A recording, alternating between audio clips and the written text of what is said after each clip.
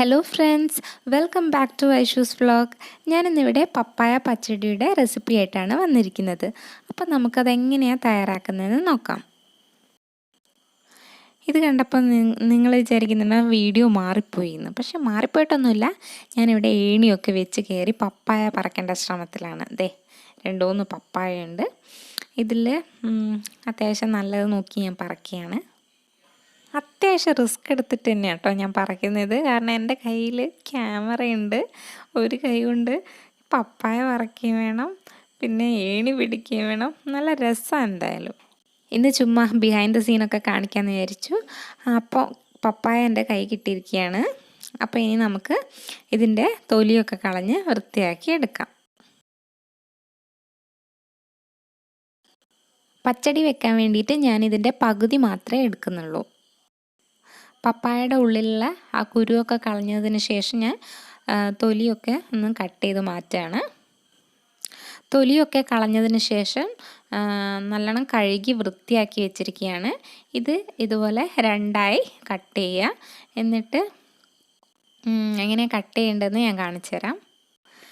Cutting ബോർഡിൻ്റെ ആവശ്യമൊന്നുമില്ല ശരിക്കും ഇത് കട്ട് ചെയ്യാൻ.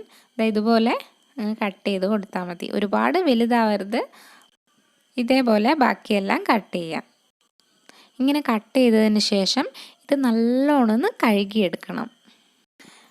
ഈ ഒരു മൺചട്ടിയിലാണ് ഞാൻ പപ്പായ പച്ചടി വെക്കാൻ പോകുന്നത്. ഇതിലേക്ക് നമ്മൾ നേരത്തെ കട്ട് ചെയ്ത് വെച്ച പപ്പായൊക്കെ ചേർത്ത് കൊടുക്കാം. ഇനി ഇത് വേവിച്ചെടുക്കാൻ വേണ്ടിയിട്ട് അതിനാവശ്യമായ വെള്ളം ചേർത്ത് കൊടുക്കാം. ഞാൻ ഈ പപ്പായയുടെ അതേ ലെവലിലാണ് വെള്ളം ചേർത്തിട്ടുള്ളത്. ഇനി സ്റ്റൗ ഓൺ ചെയ്തിട്ട് ഹൈ ഫ്ലെയിമിൽ വെച്ചിട്ട് തന്നെ നമുക്കിത് വേവിച്ചെടുക്കാം. ഞാനിപ്പോൾ ഇതിൽ ഉപ്പ് ചേർക്കുന്നില്ല. ഇതൊന്ന് തിളച്ച് വന്നതിന് ശേഷം ഉപ്പ് ചേർക്കാം. അപ്പോൾ ഇതൊന്ന് മൂടി വെച്ച് നമുക്ക് വേവിച്ചെടുക്കാം. ഇപ്പോൾ ഇത് നല്ലോണം തിളച്ച് വന്നിട്ടുണ്ട്. ഇനി നമുക്ക് ഇതിലേക്ക് ആവശ്യത്തിനുള്ള ഉപ്പ് ചേർത്ത് കൊടുക്കാം.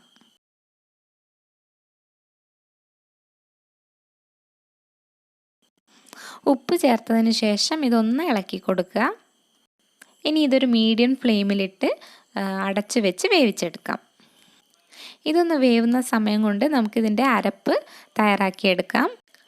അതിനുവേണ്ടി ഞാനിവിടെ ഒരു തേങ്ങയുടെ പകുതി ചിരകി എടുത്തിട്ടുള്ളതാണിത്. പിന്നെ ഞാൻ എടുത്തിട്ടുള്ളത് ഇഞ്ചിയാണ്. ഈ ഒരു കഷ്ണം ഇഞ്ചിയാണ് ഞാൻ എടുത്തിട്ടുള്ളത്. പിന്നെ 5 പച്ചമുളക്, അത് നിങ്ങളുടെ എരിവിനനുസരിച്ച് ചേർക്കാം. പിന്നെ 2 ടീസ്പൂൺ കടുക്. ഇത് ഞാൻ അമ്മിയിലാണ് അരച്ചെടുക്കുന്നത്. നിങ്ങൾക്ക് മിക്സി ഉപയോഗിക്കാം. പക്ഷെ ഒരു കാര്യം ശ്രദ്ധിച്ചാൽ മതി, ഈ കടുകുണ്ടല്ലോ അത് ഒരിക്കലും അരച്ചെടുക്കരുത്. ജസ്റ്റ് ഒന്ന് ക്രഷ് ചെയ്യാനേ പാടുള്ളൂ.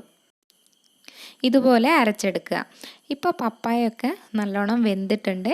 ഇനി നമുക്ക് സ്റ്റൗ ഓഫ് ചെയ്തിട്ട് അരിപ്പ ഉപയോഗിച്ച് ഇതിലെ വെള്ളം കളയണം.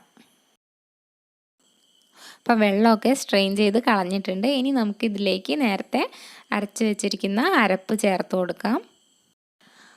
എന്നിട്ടൊന്ന് മിക്സ് ചെയ്ത് കൊടുക്കുന്നുണ്ട്. ഇനി ഇതിലേക്ക് തൈര് ചേർത്ത് കൊടുക്കണം. ഞാനിവിടെ 4 ടേബിൾ സ്പൂൺ തൈരാണ് ചേർത്ത് കൊടുക്കുന്നത്. നല്ല പുളിയുള്ള തൈരൊക്കെ ആണെങ്കിൽ ഒരു 3 ടേബിൾ സ്പൂൺ മതിയാകും. എന്നിട്ട് ഇതൊന്ന് മിക്സ് ചെയ്തെടുക്കുക. ഒന്ന് താളിക്കാൻ വേണ്ടിയിട്ട് ഞാൻ ഇതുപോലെ ഒരു പാത്രം എടുത്തിട്ടുണ്ട്. അതിലേക്ക് എണ്ണ ഒഴിച്ചിട്ട് ചൂടാകുമ്പോൾ 1 ടീസ്പൂൺ കടുക് ചേർക്കുക.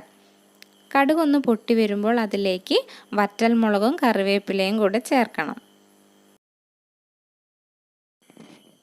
ഇനി ഇത് നമുക്ക് പച്ചടിയിലേക്ക് ചേർത്ത് കൊടുക്കാം. ഇത് ചേർത്തതിന് ശേഷം പച്ചടി ചൂടാക്കേണ്ട ആവശ്യമൊന്നുമില്ല. ചേർത്തിട്ട് ജസ്റ്റ് ഒന്ന് മിക്സ് ചെയ്താൽ മാത്രം മതി. അപ്പം നമ്മുടെ പപ്പായ പച്ചടി ഇവിടെ റെഡി ആയിരിക്കുകയാണ്. വളരെ എളുപ്പമല്ലേ ഉണ്ടാക്കാൻ? അപ്പോൾ എല്ലാവരും ഇത് ട്രൈ ചെയ്ത് നോക്കുക. ട്രൈ ചെയ്ത് നോക്കിയിട്ട് ഫീഡ്ബാക്ക് അറിയിക്കുക. അപ്പോൾ ഇന്നത്തെ എൻ്റെ ഈ വീഡിയോ എല്ലാവർക്കും ഇഷ്ടപ്പെട്ട് കാണുമെന്ന് വിചാരിക്കുന്നു. അപ്പോൾ അടുത്ത വീഡിയോയിൽ പുതിയൊരു റെസിപ്പി ആയിട്ട് കാണാം. ബൈ. നിങ്ങൾക്കെല്ലാവർക്കും എൻ്റെ വീഡിയോസ് ഇഷ്ടമായാൽ സബ്സ്ക്രൈബ് ചെയ്യുക. സബ്സ്ക്രൈബ് ചെയ്തതിന് ശേഷം അതിൻ്റെ തൊട്ടടുത്തുള്ള ബെൽ ഐക്കൺ പ്രസ് ചെയ്യുക. ബെൽ ഐക്കൺ പ്രസ് ചെയ്താൽ ഞാൻ വീഡിയോസ് അപ്ലോഡ് ചെയ്യുന്ന സമയത്ത് നിങ്ങൾക്കതിൻ്റെ നോട്ടിഫിക്കേഷൻ ലഭിക്കുന്നതാണ്. താങ്ക്